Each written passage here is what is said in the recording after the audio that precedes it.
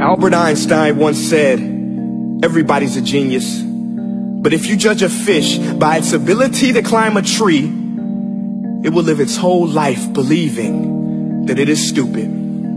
Ladies and gentlemen of the jury, today on trial we have modern day schooling. Glad you could come. Not only does he make fish climb trees, but also makes them climb down and do a 10-mile run. Tell me, school, are you proud of the things you've done? Turning millions of people into robots, do you find that fun? Do you realize how many kids relate to that fish? Swimming upstream in class, never finding their gifts, thinking they are stupid, believing they are useless? Well, the time has come, no more excuses. I call school to the stand and accuse him of killing creativity, individuality, and being intellectually abusive. He's an ancient institution that has outlived his usage. So, Your Honor, this concludes my opening statement, and if I may present the evidence of my case, I will prove it. Proceed. Exhibit A. Here's a modern day phone. Recognize it? Here's a phone from 150 years ago. Big difference, right? Stay with me. Here's a car from today, and here's a car from 150 years ago. Big difference, right? Well, get this. Here's a classroom of today, and here's a class we used 150 years ago. Now, ain't that a shame? In literally more than a century, nothing has changed. Yet you claim to prepare students for the future?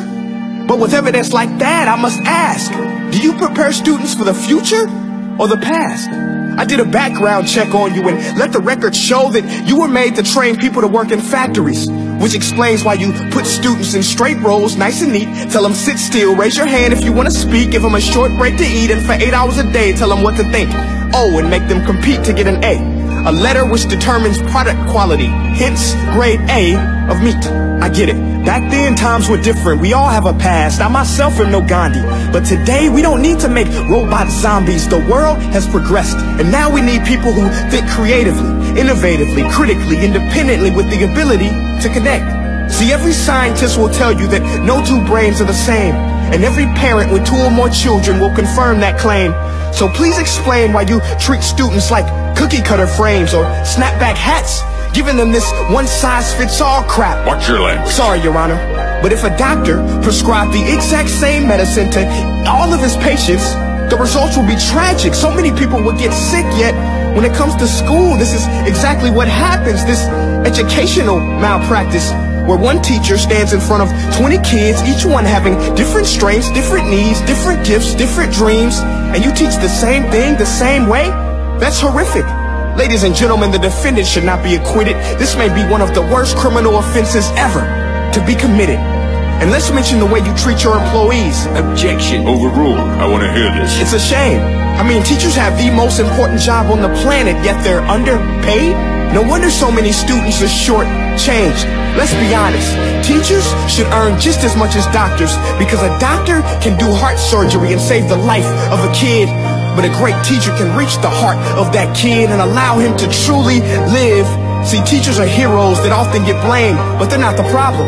They work in a system without many options or rights. Curriculums are created by policymakers, most of which have never taught a day in their life. Just obsessed with standardized tests. They think bubbling in a multiple choice question will determine success. That's outlandish. In fact, these tests are too cruel to be used and should be abandoned, but don't take my word for it. Take Frederick J. Kelly, the man who invented standardized testing, who said, and I quote, "These tests are too cruel to be used and should be abandoned." Ladies and gentlemen of the jury, if we continue down this road, the results will be lethal. I don't have much faith in school, but I do have faith in people. And if we can customize healthcare, cars, and Facebook pages, then it is our duty to do the same for education, to upgrade and change and do away with school spirit, because that's useless unless we're working to bring the spirit out of each and every student. That should be our task.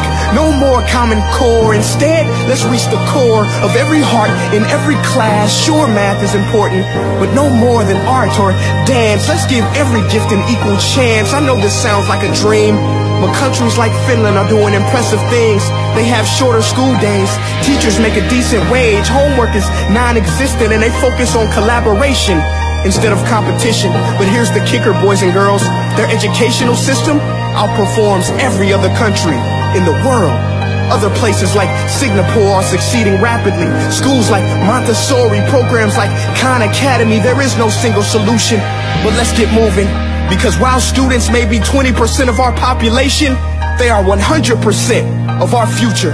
So let's attend to their dreams, and there's no telling what we can achieve. This is a world in which I believe, a world where fish are no longer forced to climb trees.